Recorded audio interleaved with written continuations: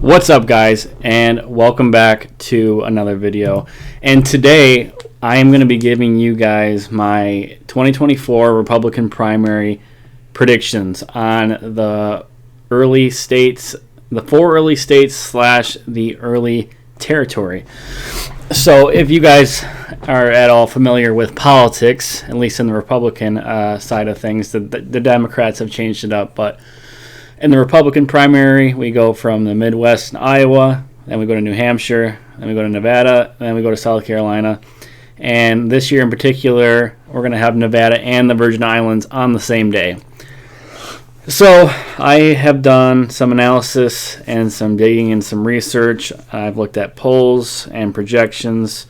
I've looked at people's first choices, second choices, and I've been able to come up with an exact delegate count for the candidates I believe are going to make it to the early 4 states, and have an exact count for each of them, which we're going to go over in this prediction video. And so if you guys are new here and you're into politics, make sure you subscribe, because I'm going to be doing coverage for anything 2024 related. Tuesday we have elections. We have elections in Virginia. That's going to be huge. I'm going to be doing live coverage of that, so make sure you guys are here for that. We've got referendums in Ohio. We've got a governor race in Kentucky and Mississippi, I believe. So I'll be covering all of that live. And we have the debate on Wednesday, the 4th presidential debate. So I'll be doing a reaction video after that's over, giving you guys my thoughts on who won and who lost. And some people are saying that it's irrelevant now and it's not going to affect the primary. Yes and no. It's going to get less viewership than the first 2 debates, obviously. But since there's only 4 candidates who qualify, those 4 are going to get a lot more attention and a lot more time to speak. So I think if there's any debate that's going to change the numbers at all, it's probably going to be this one. So tune in for that. And if you guys are interested, I'll have my Discord in the description. For anybody who wants to come in, I bring guests on the show to give analysis, and I'm also looking for a new co-host. So with all that aside, let's get right into it. So if I open up my software for predictions, and these are the candidates that are here by default. But as we know, some of these people have dropped out, and there are certain people on here who haven't dropped out, but I am predicting will not be here by the time Iowa rolls around. So we're going to go ahead and get rid of these people right off the bat. So Mike Pence obviously is not in the race. He dropped out last week, so we're going to remove him.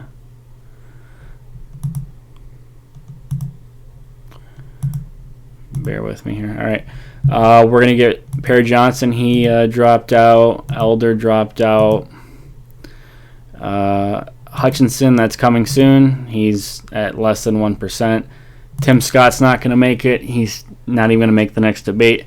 And I think he's going to try to help his friend out, Nikki Haley.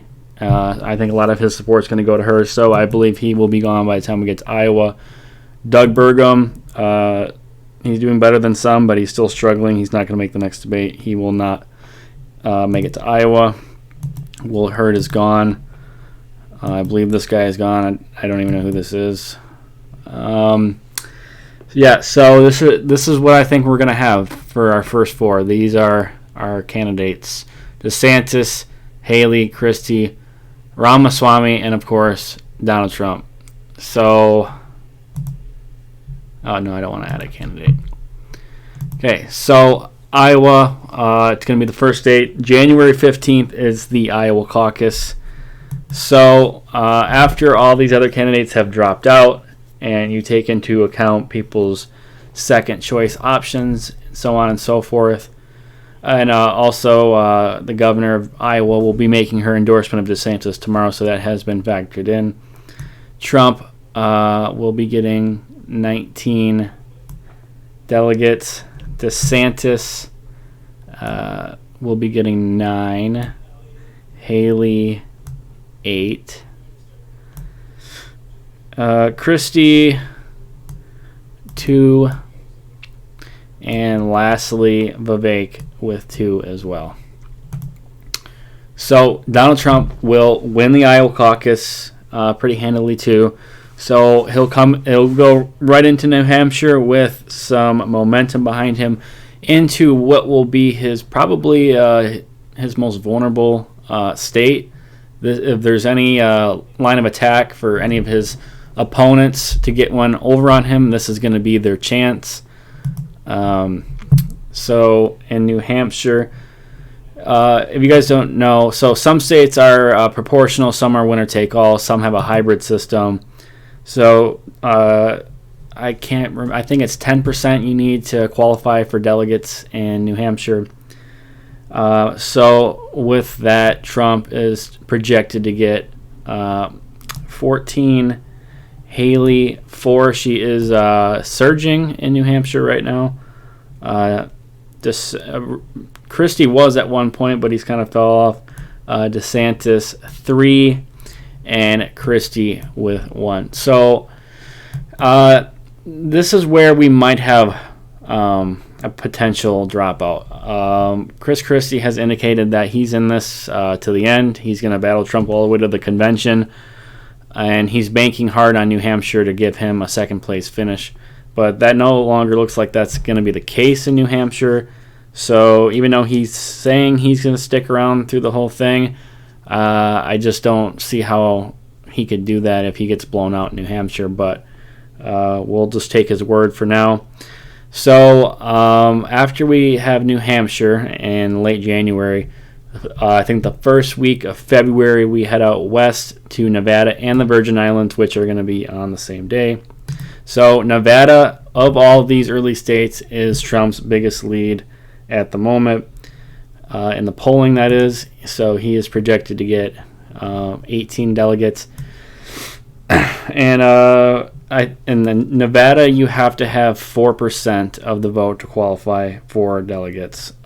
So Haley is projected to get 4. DeSantis with what did I have here? Oh, pardon me. So 2 for Haley, 4 for DeSantis, 1 for Vivek, and 1 for Christie. So Iowa and Nevada are caucus states. New Hampshire and South Carolina are primary states. And the Virgin Islands is also a caucus state, if I'm remembering correctly. The Virgin Islands. And they're going to be using a winner-take-all, a ranked choice voting system out there. So if you guys don't know, pretty much you vote for your first option, then you give your second option, and if somebody doesn't get a majority, they keep recycling the votes until the second choice votes go into somebody else, and then somebody gets a majority. So with that, there is not really any polling out of the Virgin Islands. I looked. So I kind of just have to go with my gut on this one. From what little I've read on it, Trump is doing very well with Republican voters without a college degree, and the Virgin Islands has a big percent of Republican adults without a college degree. So I believe he will take the 9 delegates. So that leaves us with South Carolina.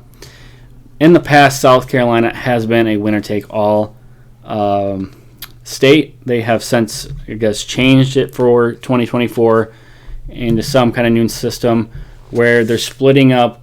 They're doing like a winner-take-all by congressional districts, if that makes any sense. And they don't have, I looked, I think I have it pulled up here.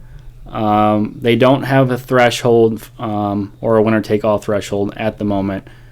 For example, in Georgia, you need a minimum of 20%, and if you get over 50%, it's a winner-take-all. So there are they haven't put out guidelines yet, so I have to go with just who's leading outright in the districts.